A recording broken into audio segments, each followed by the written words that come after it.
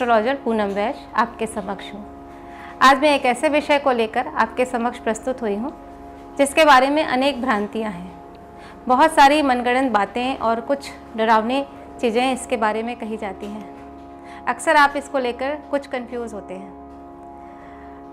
Actually हमारी कुंडली में बहुत सारे योग बनते हैं। कुछ अच्छे योग होते हैं और कुछ बुरे योग होते हैं। अच्छे योगों जैसे आप कई योगों से भली भांति परिचित होंगे, जैसे गज केसरी योग, बुधादित्य योग। उसी तरह का एक योग है काल सर्प योग, जिसको लेकर के मैं आपके समक्ष आज यहाँ पर हूँ।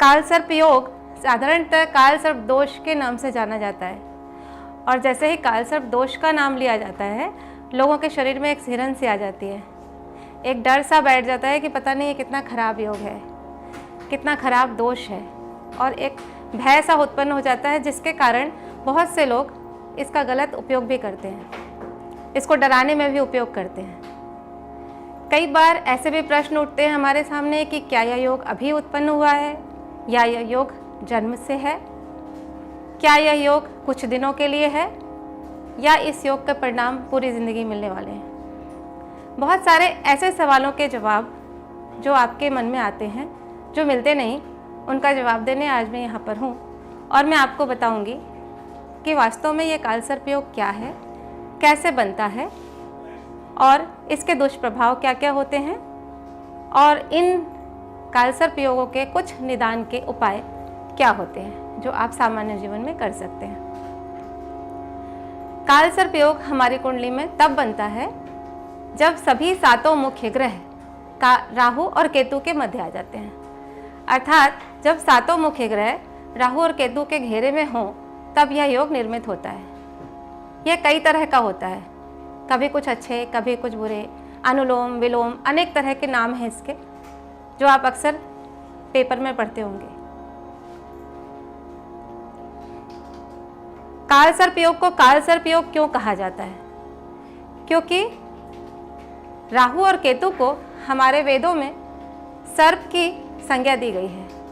राहु को सर्प का मुख और केतु को सर्प की पूंछ, इसीलिए इस योग का नाम काल सर्प पड़ा। काल का तात्पर्य है समय, और राहु को भौतिक चीज़ों का कारक बताया गया है, और केतु को आध्यात्मिक कारक बताया गया है।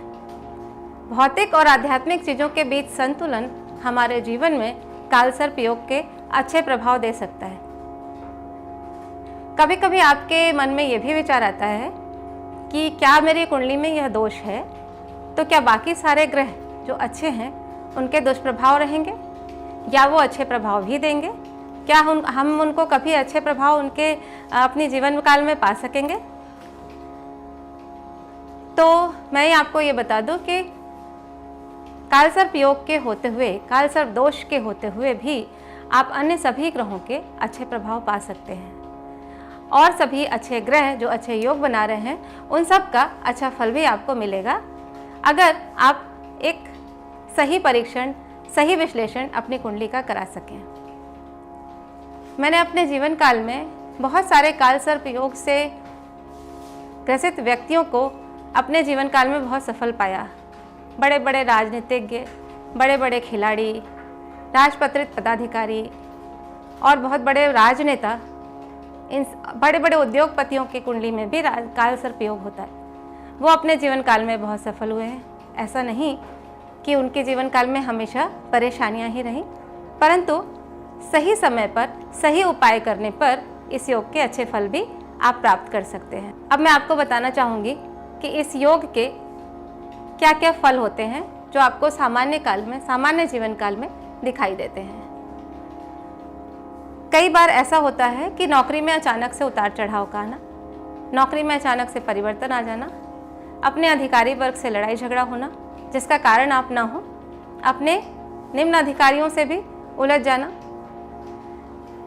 अचानक से स्वास्थ्य का खराब होना और पता ही नहीं चलना कि बीमारी क्या है, धन का हानि हो जाना, केस मुकदमा हो जाना, और कई बार तो ऋण के चक्कर में ऐसा फंस जाना कि ऋण से निकल पाने की स्थिति ही पैदा नहीं हो। कई बार ऐसा होगा कि घर में घुसते ही आपको ऐसा लगेगा जैसे अजीब सा तनाव है, और कुछ अच्छा वातावरण नहीं है, पारिवारिक वातावरण में कलह क्लेश का होना और अचानक से अपने मन में डिप्रेशन सा होना, नकारात्मक विचार का आना, अकेलापन सा होना, घबराहट होना, वैवाहिक जीवन में उतार चढ़ाव, या तो विवाह का नहीं होना, अगर विवाह हो जाता है तो वैवाहिक जीवन में तनाव का होना।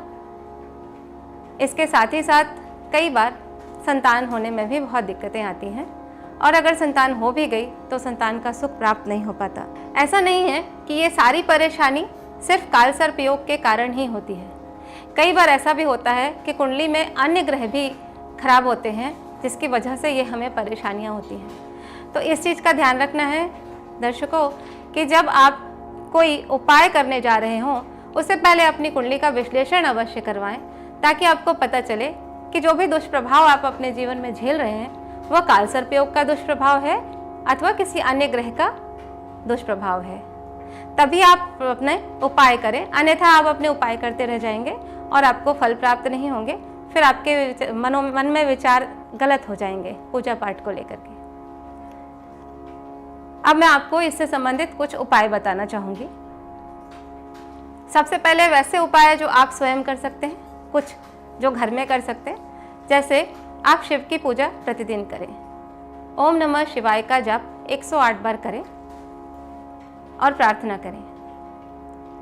कभी कभी बहुत नकारात्मक विचार आ जाएं, आप अकेलापन और डिप्रेशन सा फील करने लगें, तो महामृत्युंजय मंत्र का भी 108 बार पाठ करके अपने नकारात्मक विचारों को दूर कर सकते हैं। शिव मंदिर में जाकर शिवलिंग पे जल अर्पण करें, चंदन का लेप लगाएं, लाल फूल अर्पण करें और रुद्राष्टक का पाठ करें।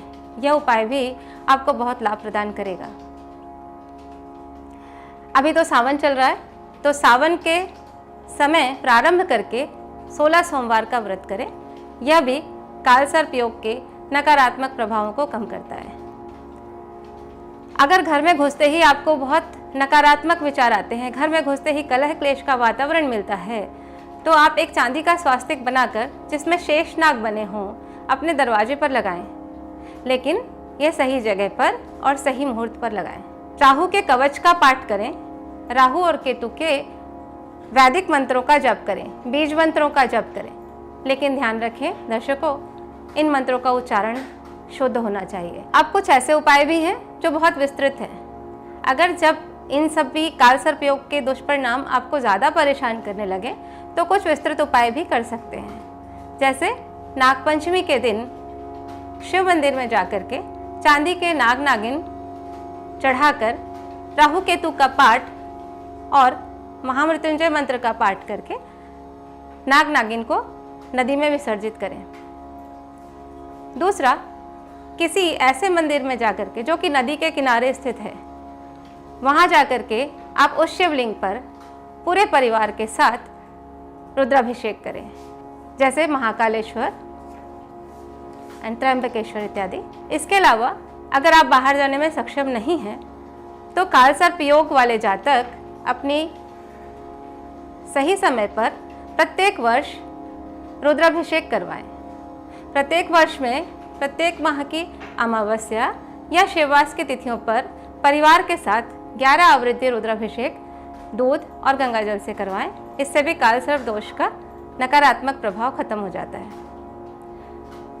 इसके अतिरिक्त महामृत्युंजय मंत्र का अनुष्ठान किसी योग्य पंडित द्वारा पूर्ण करवाएं, क्योंकि जब परिस्थितियां ज़्यादा खराब हों तो कभी कभी स्वयं करने से उतना लाभ प्राप्त नहीं होता, तब अनुष्ठान की अत्यंत आवश्यकता होती है। आप यह अनुष्ठान करवाएं। इसके अतिरिक्त स्वयं काले और सफ़ेद कमलों का दान करें, राहु कवच का पाठ करें, भैरव स्तोत्र पाठेन काल सर्प विनश्यति। भैरव स्तोत्र का पाठ करने से भी कालसर्प दोष की विनाश होता है। आप भैरव स्तोत्र का पाठ भी प्रतिदिन कर सकते हैं, लेकिन इसके उच्चारण को पहले सही तरह समझ लें, अन्यथा इसे किसी योग्य पंडित के द्वारा ही करवाएं। इसके अतिरिक्त राहु केतु के रत्न भी धारण करना इसमें लाभकारी होता है, और सबसे ज़्यादा लाभकारी रुद्राक्ष 8 और 9 मुखी रुद्राक्ष को धारण करें, जो कि आपके लिए बहुत लाभदायक होगा। इसके अतिरिक्त अगर आप पूजा पाठ करने में सक्षम नहीं हैं, आप विद्यार्थी हैं, बाहर हैं, पढ़ रहे हैं, तो आप राहु और केतु और कालसर्प योग और महामृत्युंजय मंत्र का कवच या यंत्र भी धारण कर सकते हैं, जो कि आपकी रक्षा करेगा। अगर आपको ये मेरा वीडियो पसंद आया तो आप इसे लाइक करें, शेयर करें और सब्सक्राइब करें। धन्यवाद।